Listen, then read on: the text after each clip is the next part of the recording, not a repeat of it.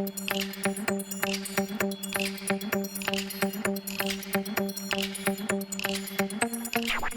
the home offices of Ash and Flo, this is Unbillable Hours, a podcast about professional services marketing. Stick around to listen to our insights, tips, and best practices to improve your firm's marketing and even your career.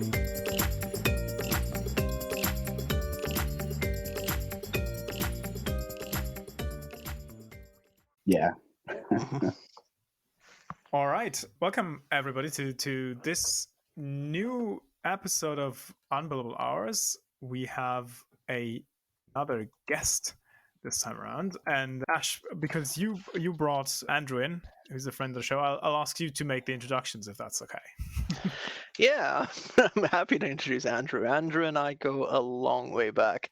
I mean, we met when we were kids, I would say, when we were teenagers at the turn of the millennium, when I was still going into a very engineering-y, techy kind of background. And we talked a lot about, like, it was an interesting time for the technology space.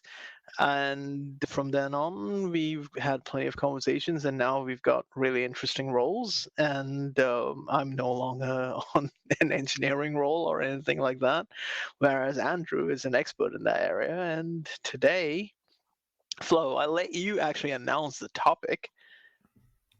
Yeah, sure. All right. So Andrew, I think Ash piqued my interest in talking to you when he said what your current job is. Which, do I have that correct? You are a ServiceNow platform architect, right?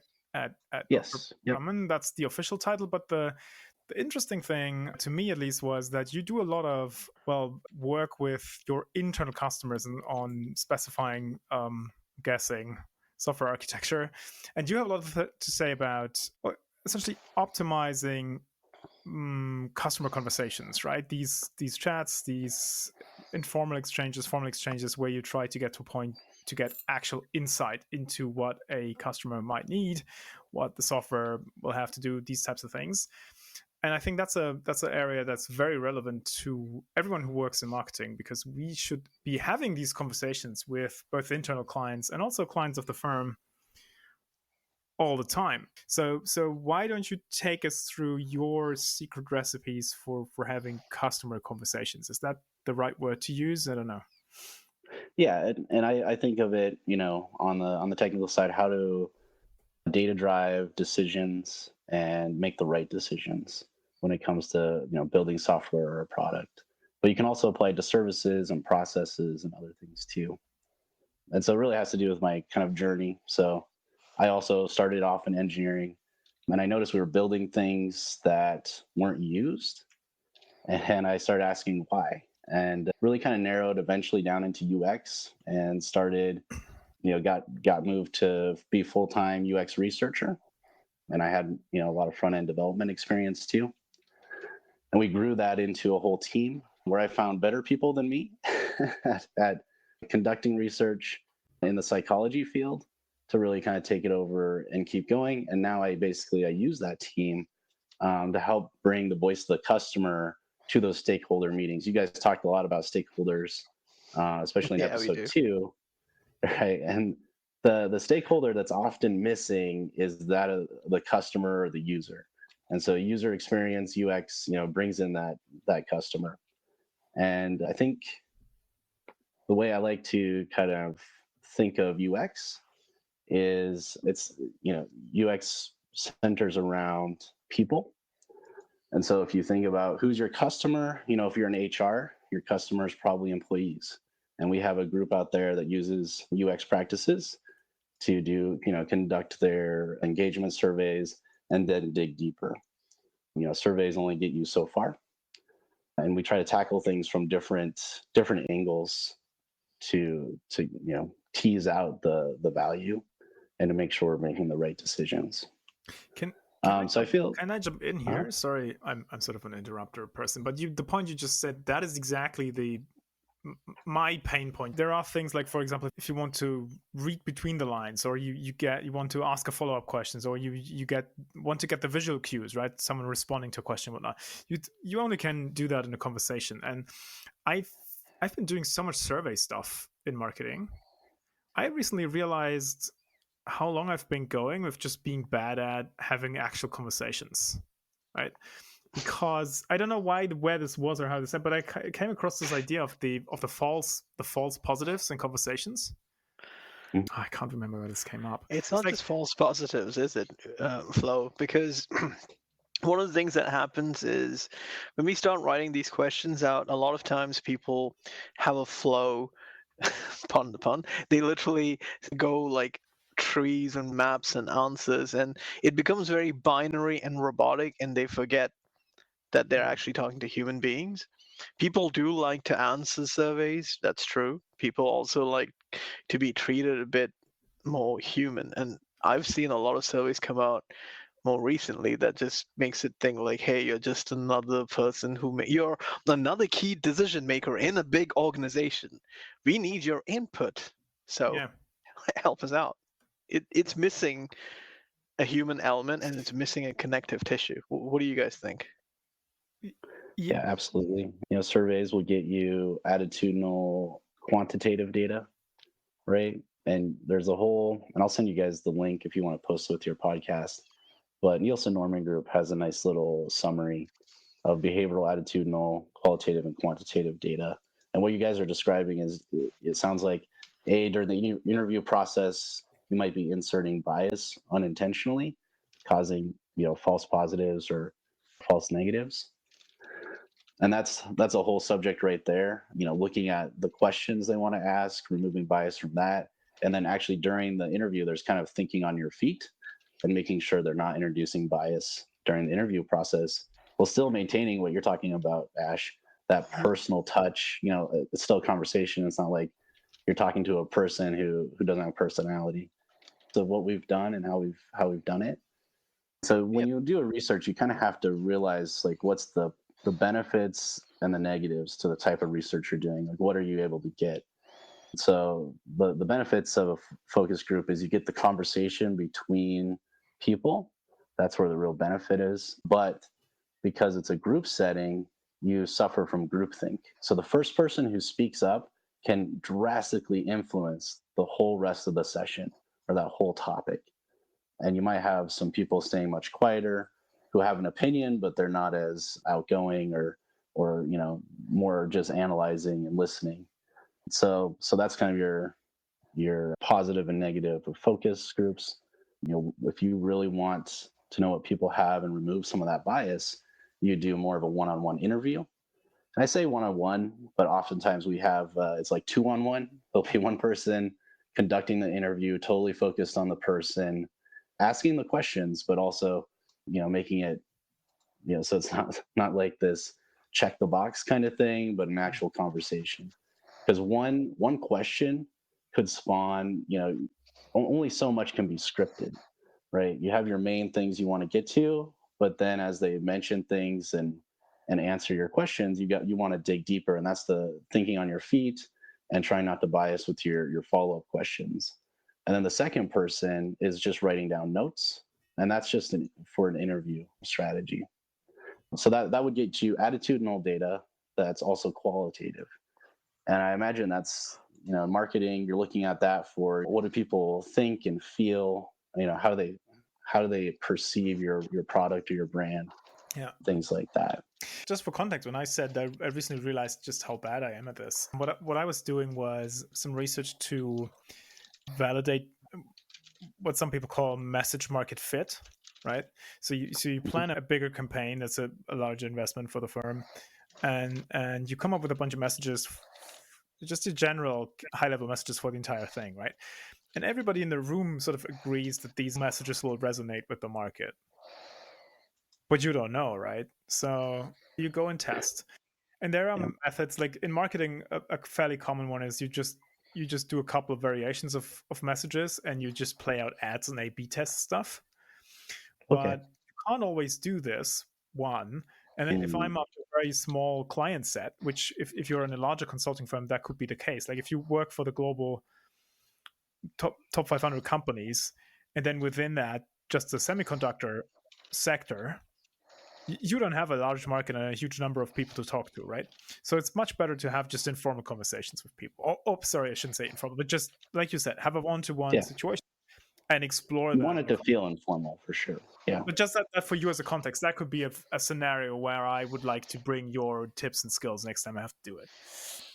Yeah, the other thing to note here too is people will also bias if they believe the data you're collecting, might be reported. Like I work, enterprise internal, so they don't want their boss or the boss's boss or your colleague or something to know, so they'll kind of have polite bias. So one thing we did at the company I work at is everyone's stuff is anonymous. There are people who know, but they're just the UX team. They're just the researchers. And we actually wall off an area where we can put that data that nobody else can get to, because you really need to facilitate trust. You guys talked about trust in a number of your podcasts. And this only works if people trust the people doing the interview and doing the research. And that is a long journey. I could kind of bore you guys with our journey, but I think, I'll just kind of give you the end results of, you need to make sure that you have the trust of the users you're interviewing.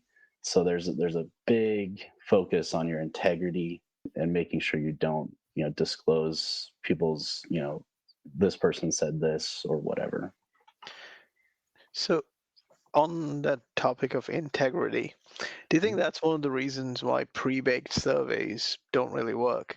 Like these days, people use a lot of like enterprise software that are subscription based.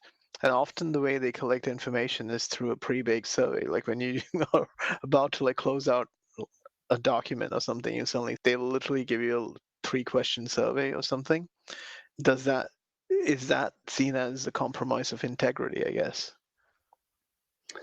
I don't think so. So we collect data like that, like feedback within software.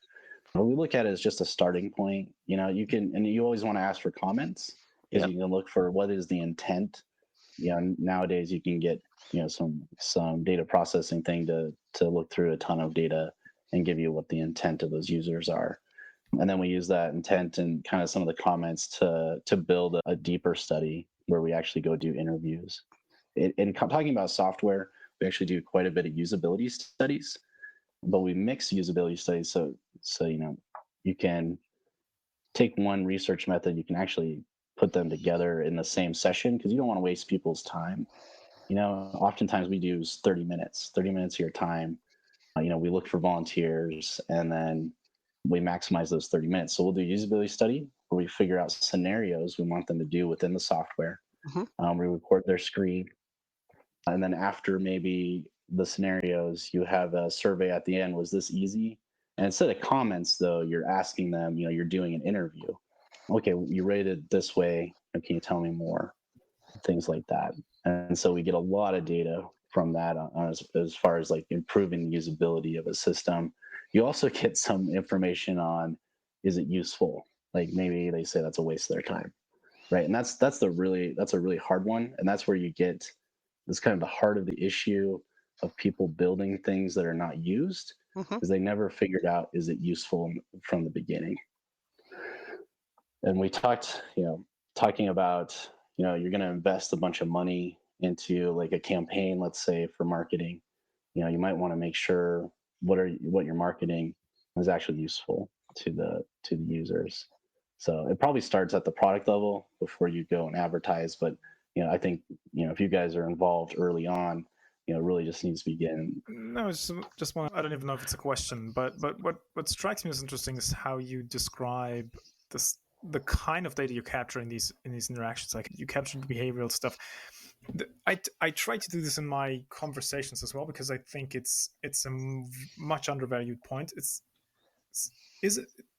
valuable to have to ask questions about or observe things people are doing now, right? Or struggles they're having now, versus asking them about opinions.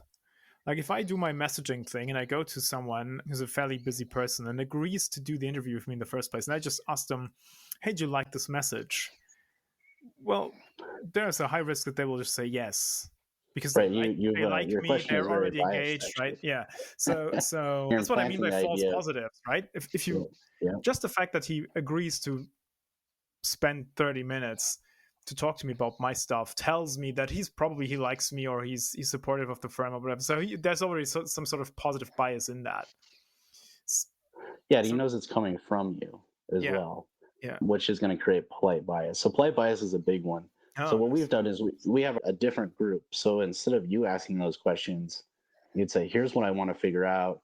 Then we actually ended up hiring a bunch of psychologists. That's why I found it interesting that your other, the guest was talking about behavioral scientists. 'Cause that's what we did. We got psychologists in human experimental psychology, and they kind of come up with the best research plan given the timeline and budget and whatever.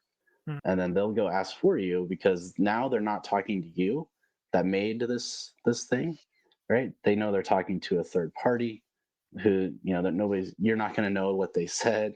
And if they talk to enough, different people and don't disclose, anyone that they talk to, which can be hard when you're talking to executives because there's only so many, right? But they tend to be a little bit more less concerned about polite bias anyway, or they don't have to worry about bad reactions from their boss, basically, right? So something I just want to ask, because when we come into this, how early in the process do we need to get involved? How early do we need to just jump in? I know I'm just stepping back because you were talking about like getting involved in the process.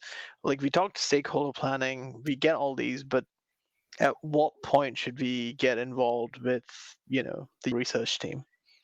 I mean, ideally, and it's not always in practice, right? You're Yeah, basing your decisions based on some data, and it could yeah, be analytics. You guys talked about analytics. That's also, you know, the team does analytics as well. That the quantitative behavioral data too.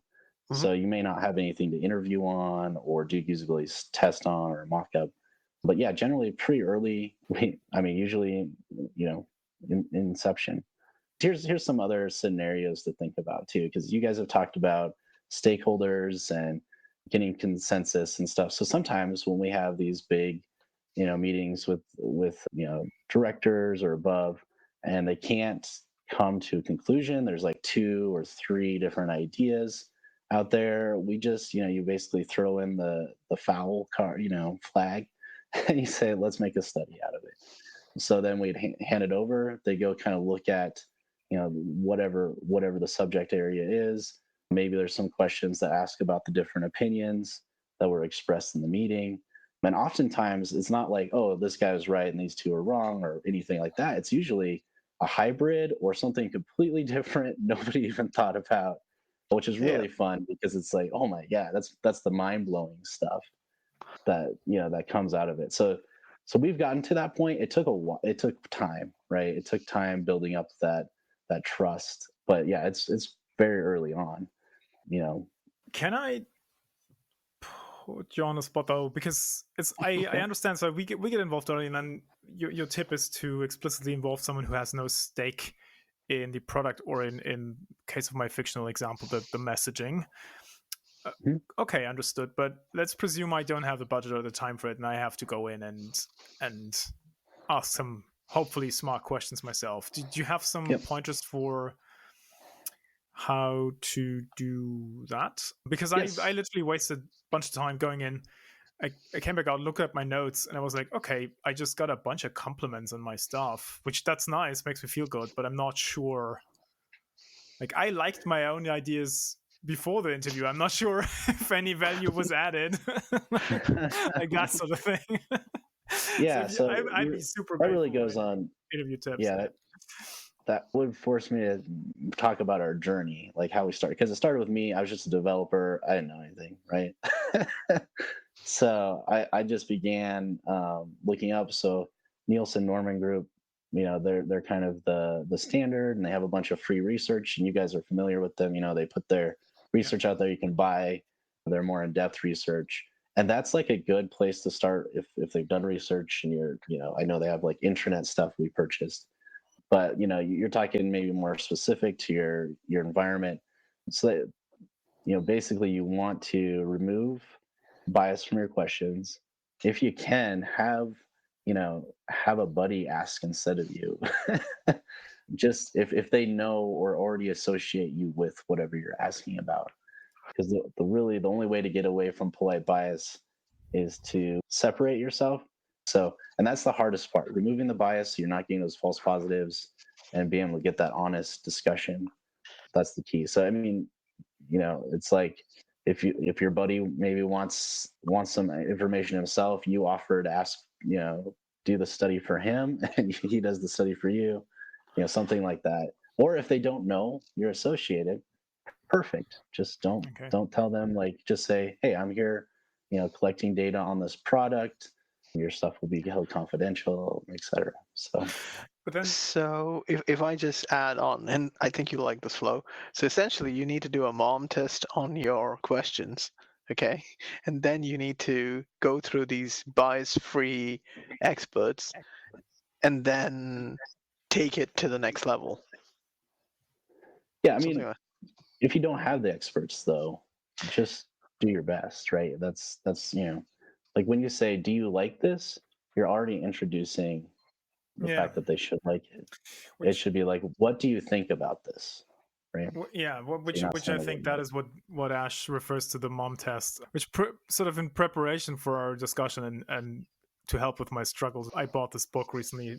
I will look up who wrote it. I forgot. I'm sorry for that. But it's called the Mom Test, and it's based on this idea that if you ask your mom about your new project or widget or product, she will tell you it's great because she loves you and she cares and she wants to encourage you, right? So the book is about how can you have a conversation with your mom that leads to actual insights around your product, right?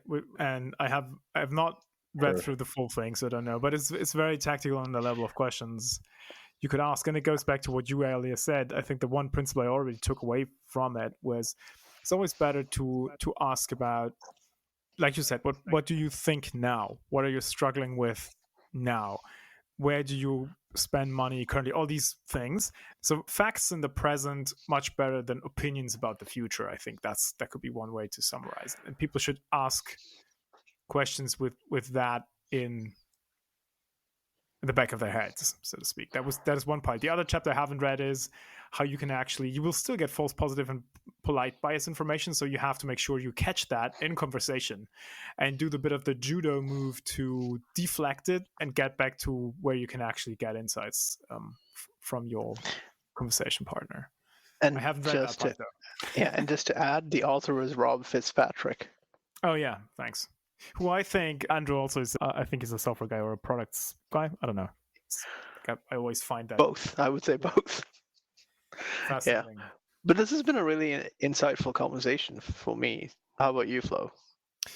Yeah, there's lots of stuff, and I always find that I learn a lot from people who create stuff. Should I say this? And whether it's hardware products, whether it's software or anything, there's a lot to learn there because if you think about it, marketing is to a certain extent is similar to that. It's just that the products we create usually sit on, I don't know, a LinkedIn post or a piece of paper, but still, when it comes to the specification, validation, these types of things, it's absolutely helpful to learn from the people who have like a product trade. You need to know your product before you can market your product, and you need to know how to sell the product before you can market the product. So the knowledge and you have to understand whether it's good or not. To my point about the messaging, like that painful project I mentioned, the result of that was that like the messaging everybody thought was killer actually wasn't. So it's cool we did the testing. And that's the thing. You may think, so we were developing a product. I was so sure of this design I had, and we did, but I was asked to do another design so we could do kind of a test between them. And it turns out I was wrong. And you really have to be okay with being wrong. The other big bias, there's tons. Like we used to hand out a sheet. So we do a lot of prep with customers too. We hand out a sheet of here's all the biases. And another one on there is confirmation bias. You see that one all the time. People want you to do the research, but they don't really want you to challenge what they've done. And that's a whole nother conversation. But it's another bias to watch out for. And there's tons of biases. What I liked about you guys had a guy that said he comes in and he listens to, the experts that are already there, right? Because there's a bias too to listen to consultants and external folks over internal. So that was a really good insight he had there. So, but watching the clock, if I may be so impolite, should we recap this, Andrew, Yes. for the people? I don't know. Can you? So, I'll set you off, and then you can see if you can finish. So, I think the first thing you shared is, if you have to do any type of voice of the customer research, make sure, or maybe voice of the client in our case, make sure that the setup is trustworthy. Is that a good way to put it? And then what were the next points? Yeah, you want to make sure people trust you, remove as much bias so you don't have false positives, and be prepared for unexpected results that might challenge, what you thought going in. Yeah. Otherwise, all the research efforts have been undertaken in vain, right? If you get data and then don't act on it, we talked about this before, is a waste of everybody's time and money. No, great stuff. I appreciate it. And if you can send the research over, we put it in the show notes. I think I will put the book as well, Ash, if you. Oh yeah, I agree. And that was great. Thanks so much for your time. Yeah. Yeah. And if you guys want, we can chat too. I have a bunch of thoughts about just like, I wrote notes on each episode and how it kind of ties together. Nice. Looking for things to tie some things in. We could do a little bit of a voice of the listener exercise. We could definitely do that. But I'm only one. Oh, that's the other thing. You should have at least 5. 5. Like, you need to have more than one person that you're researching, right? So, that is true. Okay. Excellent. So, Ash, do you want to wrap this up, read us out, and so we can go into the weekend? Well, thanks a lot, Andrew, for joining us. Flo and I found this entire conversation quite insightful. Yeah, thanks. In fact, this is probably tying into some future topics that we will definitely need to touch into, especially in the field of research. Isn't that right, Flo? So with that... Yeah, that's it. I'll stop the recording here, and then Andrew, I'll let you know how you helped me with my actual project when I do the next round of interviews. All right. Thank you, guys. Oh, this has been good. This has been good. Thanks for listening to Unbillable Hours. If you want more, tune in next week. You know where to find us.